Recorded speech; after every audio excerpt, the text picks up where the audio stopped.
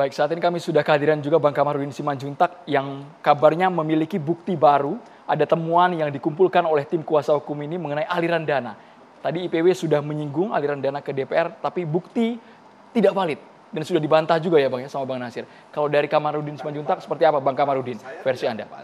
Tidak membantah. Tidak membantah ini ada atau tidak Bang? Kita Karena tidak tidak tahu terbukti. gimana saya mau bantah. Oke. Kecuali saya tahu ya saya bantah, saya tidak tahu. Ya itu kan informasi yang menyebutkan ada dugaan dana lari ke DPR gitu. Oke, silakan Bang Kamarudin. Baik, jadi setelah almarhum meninggal tanggal 8 Juli 2022, ternyata pada tanggal 11 Juli 2022 almarhum dalam tanda petik masih bisa bertransaksi dari kuburannya. Nah, itulah Indonesia. Ada pergerakan uang dari rekening pribadinya ke rekening tersangka RR. Aliran ini artinya bukan hanya masuk tapi keluar masuk. Ya kurang lebih begitulah, ada pindah uang 200 juta. Jadi karena 200 juta. Karena dari rekening daripada almarhum. Itu makanya selalu saya bilang kepada Presiden Indonesia supaya dibentuk tim independen atau penyidik koneksitas dan melibatkan PPATK supaya ketahuan nih aliran-aliran uang ini yang diduga dari mafia ini. 200 juta itu kemana Bang larinya Bang? Ke rekening tersangka. Kan ada 4 tersangkanya Bang. Tersangkanya Tersangka yang RR mana? diduga atas perintah FS. Karena ketika dia dibunuh atau sebelum dibunuh dia sudah dikuasai dulu handphonenya, laptopnya, rekening-rekeningnya dan sebagainya, termasuk PIN-nya. Diduga ketika terjadi penyiksaan itu. Supaya jelas Bang, dikuasai oleh siapa? Dikuasai oleh Bribka tersangka. FR atau tersangka FS? Tersangka, ya itu di FS, RR dan sebagainya itu. Nah sehingga 4 hari pasca kematiannya itu mengalir uang itu. Maka saya menjumpai kabar reskrim hari ini dan Dirtipidum dan yang lain-lainnya itu. Bagaimana ini kok ada transaksi aliran uang dari orang mati kepada orang hidup kan begitu. Jawabannya apa Dan Bang? ternyata mereka tahu juga. Artinya apa yang saya dapatkan dari intelijen saya A1 kan begitu. Makanya semua perkataan saya terbukti kan gitu. Ada berapa rekening yang masih aktif? Rekeningnya itu ada 4. Ada di Bank BNI, di Bank BRI, kemudian di Bank Mandiri, dan di Bank BCA. Atas nama 200 siapa juta. Bang? Atas Atas nama siapa? almarhum tentunya. Keempat-empatnya ya? Iya, Oke. itu sebabnya selalu saya katakan, tolong dong Presiden Republik Indonesia bentuk tim independen, selamatkan ini Polri.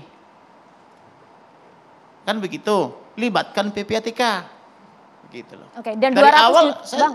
permintaannya hanya itu. Oke, dan 200 supaya juta apa itu, itu Bang? polisi ini bisa menjadi lembaga yang humanis, yang dekat dengan rakyat, yang bisa menjadi pelindung, pengayom dan pelayan masyarakat sesuai amanat Undang-Undang Nomor 2 Tahun 2002 tentang kepolisian. Itu saja yang kita Kembali minta. lagi Bang, 200 juta itu hanya dari satu rekening atau Baru total satu dari 4 rekening. rekening Bang? Artinya saya berikan kesempatan kepada kepada Kabar Reskrim dan timnya supaya ini selain pembunuhan terencana juga ada sini pencurian dengan kekerasan.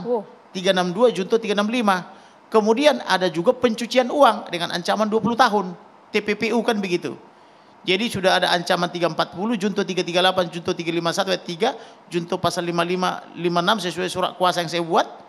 Saya hanya butuh waktu 10 menit loh untuk menganalisa itu semua.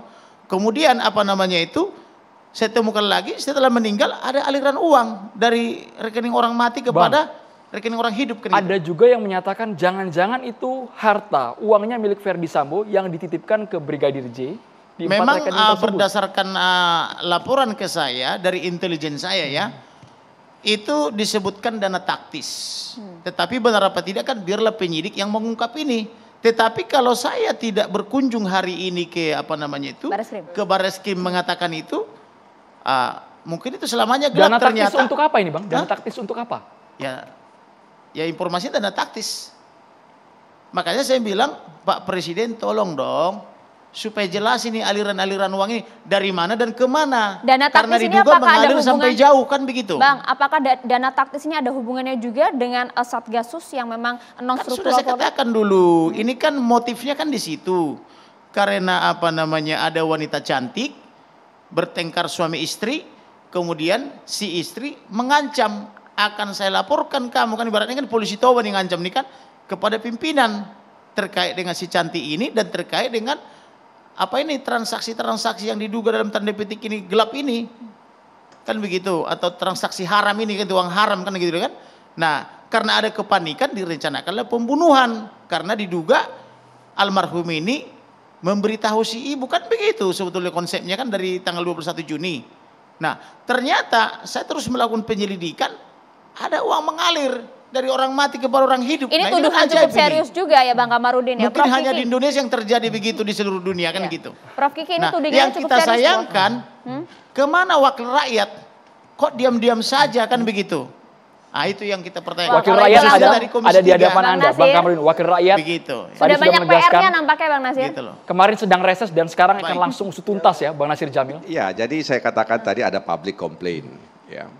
Jadi kalau misalnya Polri hari ini juga menangani dan menindaklanjuti public complaint itu, ya Komisi 3 juga bertanggung jawab ya untuk mengelola dan memfasilitasi ya public complaint tersebut, ya.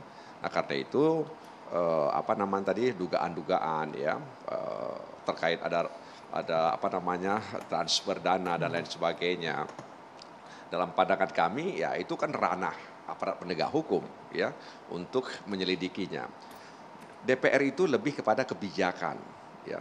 Bagaimana kebijakan strategi daripada Kepolisian Republik Indonesia agar masalah ini bisa cepat selesai, tuntas dan diselesaikan secara transparan, akuntabel dan bertanggung jawab. Iya, check and Bagaimana? balances kan juga tugas DPR, Bang. Iya, makanya ya itu yang saya katakan tadi bahwa kita ini jangan terjebak. Kalau kami Komisi 3 tidak terjebak dengan kasus per kasus, bisa bermalam-malam di situ. Kita ingin kebijakannya. Nah, dari kebijakan strateginya bisa kita lihat bahwa dalam menghadapi kasus ini misalnya ada hal-hal yang dilakukan terkait dengan turunan kebijakan dan strategi. Harusnya kuasa hukum tidak komplain dong kalau DPR memang sudah bekerja sesuai dengan tupoksinya. Begini, jadi sebenarnya sekali lagi kami bukan bukan kemudian melihat kasus per kasus didalami, tidak. Kita kebijakan gitu. Tapi loh. ini salah satu kasus besar yang juga tadi Anda sebutkan membuat Aduh, publik tidak nyaman. gimana sih cara Bang memahaminya Nasir. gimana? Kami ya ingin melihat, Oke. membaca, Ya, ya. mengetahui bagaimana strategi dan kebijakan menghadapi kasus ini. Apa saja langkah-langkah yang dilakukan.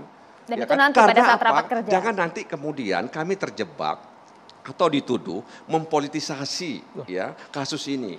Jadi kami ingin ini dalam ranah hukumnya selesaikan. Ya kita dorong, ya kita kawal agar kemudian kasus ini bisa berjalan sesuai dengan harapan masyarakat Oke. begitu. Ada Baik. jadi public trust itu kemudian bisa muncul begitu. Bang, Saya bersurat ke 60 lembaga negara. Salah satunya Komisi 3 DPR. Tidak ada satupun surat kita yang dibalas terkait pelanggaran HAM dan hukum. bersurat soal Soal apakah negara ini masih negara hukum atau tidak, atau sudah berubah jadi negara kekuasaan politik. Tidak ada yang balas kecuali ombudsman. Kemudian saya tanyakan juga mengenai kasus ini juga, termasuk permohonan kita untuk permohonan saya waktu dari sejak awal kan ekshumasi atau menggali kuburnya, Otopsi melakukan ulang. visum et repertum, dan termasuk melakukan otopsi ulang. Tak ada dibalas DPR. Termasuk juga ada seorang dirut BUMN yang mengelola uang 300 triliun uang rakyat itu ya, khususnya uang PNS. Si dirut ini mengawini semua wanita yang dia inginkan. Kalau ketemu Islam, dia ketemu Kristen, dia ketemu ini termasuk juga laporan itu tadi ya, Bang? Saya Tidak ada laporkan ke balasan. Komisi 3 DPR sampai sekarang nggak ditanggapi. Kita itu fokus suratnya. Yosua saja Bang, kita fokus Ya, artinya Brigadir J kan saja. gini loh, artinya kita ini sudah lama tidak punya wakil rakyat. Gitu loh. Begini, Tak ada Bang. yang dibalas. Begini Bang Kamar, Iya. saya mencoba untuk membantu ya. Kemarin itu kita sejak Juli misalnya sudah reses ya. Nah, apakah misalnya suratnya masuk ketika kami sedang menjalani masa reses?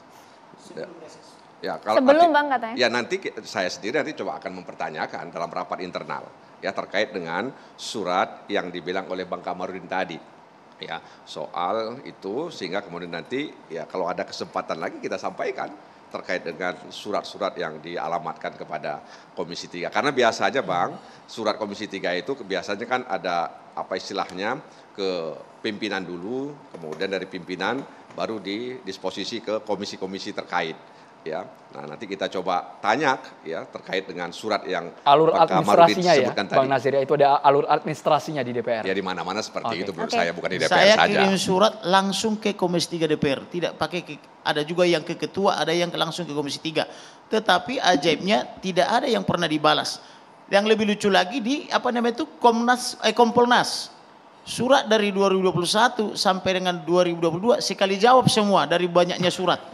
Itu pun setelah saya boomingkan di televisi, apa kerjaan kau selama ini? Saya surati, ini nilainya triliun-triliunan, kamu diam-diam aja. Maka langsung diutus itu pejabatnya langsung ke kantor, apa namanya, sekali jawab surat dari 2021 sampai 2022 untuk banyak kasus gitu. Jadi nggak pernah dibalas bukan dalam konteks kasus ini saja. Dalam semua hal gitu loh. Jadi bingung kita ini. Termasuk sebenarnya. juga DPR?